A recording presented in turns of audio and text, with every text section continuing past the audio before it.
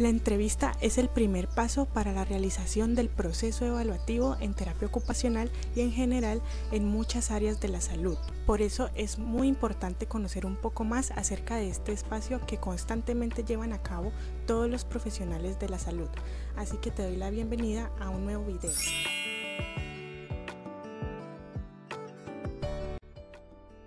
La entrevista es uno de los principales instrumentos de recogida de información en todas las disciplinas y también en investigación social. Entonces podemos afirmar que la entrevista consiste en un cara a cara entre el entrevistado y el entrevistador, en donde se va a dar un proceso de interacción para que mediante una conversación profesional se obtenga una información específica. En todo momento se debe distinguir una entrevista de una conversación común. Por otro lado, también pueden haber varios entrevistados, por ejemplo, familiares, acompañantes que también tengan información de importancia para la entrevista. Cabe destacar la importancia que tiene aquí todo el proceso de comunicación, por lo que el terapeuta ocupacional o el profesional de la salud debe estar muy pendiente de la comunicación tanto verbal como no verbal. En cuanto a la primera, podemos averiguar cómo está su estado de ánimo, cuál es su forma de pensar, cómo es su tipo de lenguaje, cómo es la fluidez, la pronunciación, entre otros aspectos. En cuanto a la comunicación no verbal, debemos estar muy pendientes de los gestos, las miradas, las posturas, las expresiones corporales, ya que estas nos pueden decir si el paciente o el usuario se encuentra de acuerdo o en desacuerdo o si está cómodo con el ambiente de la entrevista. Para esto es muy importante que el entrevistador ya tenga un dominio en el manejo de las entrevistas, porque de esta manera hay que aplicar muy bien la escucha activa hacia el paciente o hacia el usuario. También intentar no pisar las palabras que él está diciendo, es decir, dejarlo hablar y posteriormente, si vamos a hacer algún aporte, realizarlo cuando una vez el paciente ya haya finalizado su intervención.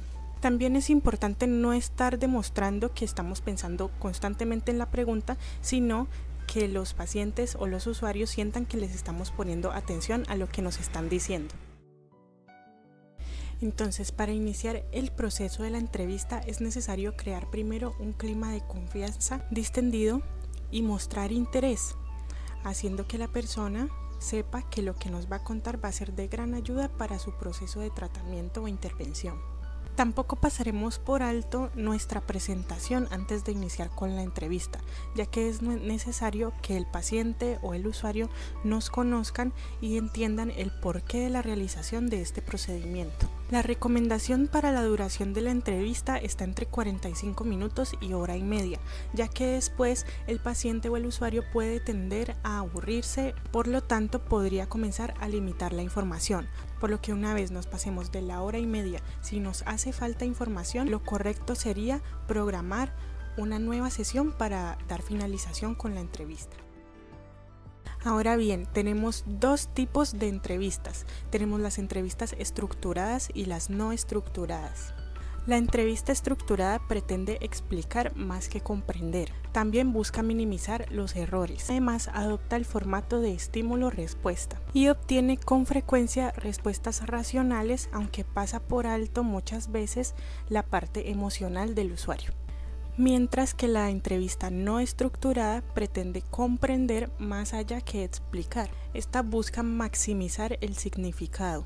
También adopta el formato estímulo-respuesta, sin embargo, le da mucha más importancia a la parte subjetiva de la persona y obtiene con frecuencia respuestas emocionales pasando por alto la racionalidad. Ahora, teniendo en cuenta esto, voy a pasar a explicar la diferencia de estos dos tipos un poco más a detalle, teniendo en cuenta algunos aspectos que participan dentro del proceso de la entrevista.